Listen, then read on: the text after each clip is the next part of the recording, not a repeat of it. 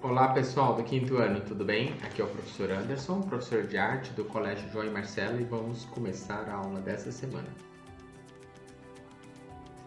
Na semana passada fizemos a leitura dramática do texto de Gato Malhado Andorinha Sinhá, de autoria do escritor brasileiro Jorge Amado. Vocês conheceram um pouquinho da história do Gato Malhado, que se apaixonou pela Andorinha Sinhá, mas não podiam ficar juntos. Agora nós vamos para o capítulo 20, que se chama Voz em Movimento. Está na página 93. Vamos juntos? Vamos lá. Converse com os seus colegas sobre as questões da tarefa de casa. Quem são os protagonistas, quem são os narradores, né? Nas próximas aulas, vocês representarão cenas da história do Gato Malhado Andorinha Sinhá. Verdade, vamos fazer. De uma forma diferente, mas vamos fazer. Qual personagem da história você gostaria de representar?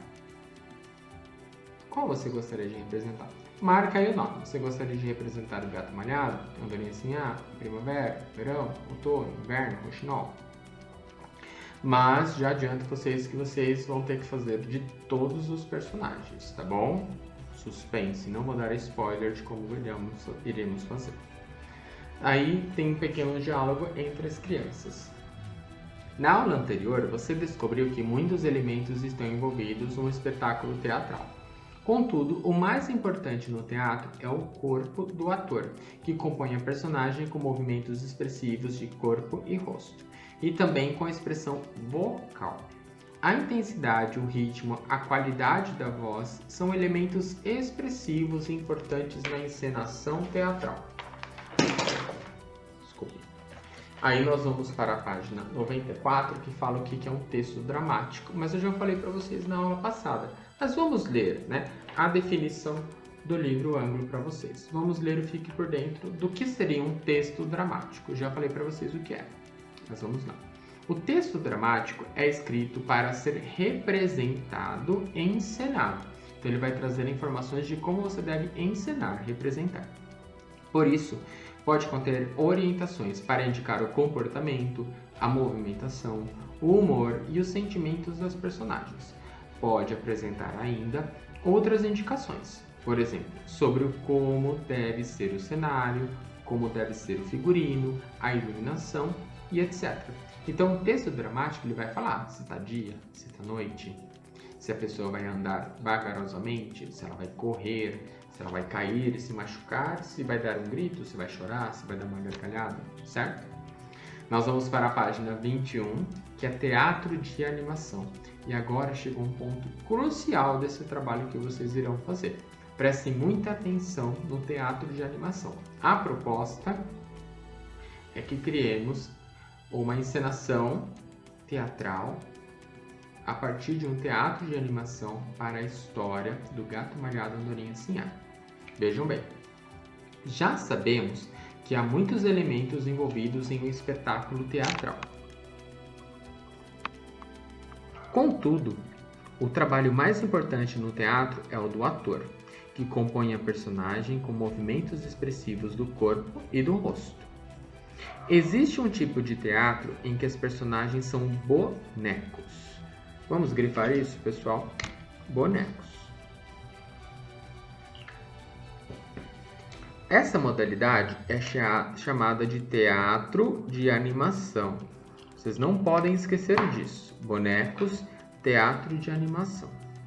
Na encenação com bonecos, o trabalho do ator também é o mais importante, que é o que nós iremos fazer. É o ator quem manipula os bonecos para dar vida à história. E aqui nós temos uma ilustração de um teatro de marionetes, você já deve ter visto. Tem um ator que manipula os bonecos através de linhas, de cordas, de cordões, de fios. E alguns são tão realistas, os atores são tão bons, que o movimento das marionetes é impressionante. Você já deve ter visto, certo? Então agora nós vamos para a página 96. E nós vamos conhecer vários tipos de teatro de animação diferentes, todos eles utilizando objetos, ok? Então prestem bastante atenção. Existem vários tipos de bonecos para o teatro de animação. Conheça alguns deles. Boneco de vara, geralmente do tamanho grande, é movimentado por meio de varas. Uma que atravessa todo o corpo até a cabeça e outras mais finas usadas para movimentar as mãos e as pernas. Tem a marionete, que nós acabamos de falar.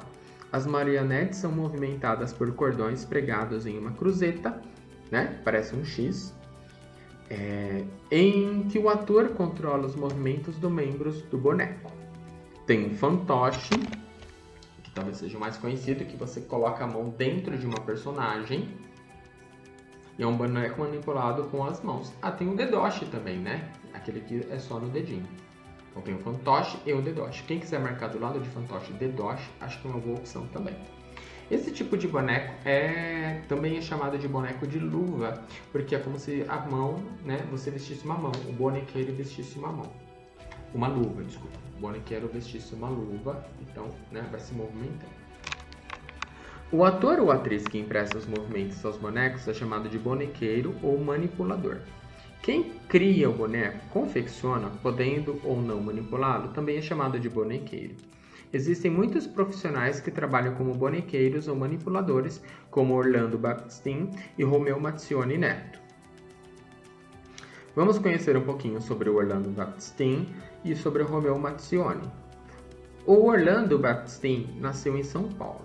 Seu primeiro contato com o teatro e produção de bonecos se deu ainda na infância, na escola, onde teve uma professora que praticava teatro de fantoche com os alunos. Iniciou o trabalho de confecção de bonecos com as sobras de tecido descartadas por sua mãe, que era costureira. Olha que legal! A mãe, que era costureira, sobrava bastante tecido e ele, criança, ficava ali pegando aquelas sobras e criando bonecos para fazer teatro. Muito legal, né? Diminuía o lixo da casa e dava uma utilidade para aquilo que seria descartado, jogado fora. Profissionalmente, criou seu primeiro boneco para o espetáculo Aventura no Sítio do Pica-Pau Amarelo em 1970. Sua maior satisfação é perceber a admiração das crianças quando elas veem os bonecos. Retrato do artista. Agora a vez do Romeu Mazzioni Neto, que nasceu em São Paulo em 1950. Sempre esteve envolvido com o mundo artístico e considera que o ator de teatro infantil tem duas grandes responsabilidades. Uma é fazer o trabalho do ator e a outra é se preocupar com a formação do ser humano por meio da arte. Assíduo espectador de teatro, subiu aos palcos já adulto. No início da carreira, Romeu tinha dificuldade para manipular os bonecos. Só depois de muito praticar, adquiriu desenvoltura. Olha que legal, esse artista que a gente está estudando no livro, ele admite que no começo não foi fácil, que ele teve muita dificuldade, não desistiu, persistiu. E olha, agora ele está no nosso livro e a gente está estudando ele porque ele manipula muito bem, né? Isso é uma dica para vocês. Às vezes vocês começam a fazer um desenho e desistem, não ficou legal. Começa a pintar, desiste, não ficou legal. A nossa atividade, quando vocês estiverem pensando no boneco, estiverem criando o boneco, não vai ser fácil, mas não pode desistir. Porque nem esse artista que a gente está estudando aqui conseguiu logo de cara. Ele precisou persistir, né? Continuar. Só depois de muito praticar, adquiriu desenvoltura. Hoje desempenha essa função com facilidade e acredita que o contato com a arte enriquece nossos sentimentos e atitudes. Ok? Página 98. O bonequeiro cria o boneco para o teatro de acordo com as características da personagem a ser representada. Então ele vai pensar: gato malhado. Como é o gato? Focinho ou nariz? Tem bigode? Pelos ou escamas? Orelhas? Né? Vai pensar: gato malhado. Malhado, ele é inteirinho preto? Inteirinho branco? Então, quando você vai criar, né, o bonequeiro, quando ele vai criar o boneco, seja um boneco de marionete, um fantoche, um dedoche, qualquer tipo de boneco, ele vai pensar nessas características. Então, a gente vai pensar agora nas características do gato malhado. Como seria um boneco do gato malhado? Como seria um boneco da andorinha cinhada?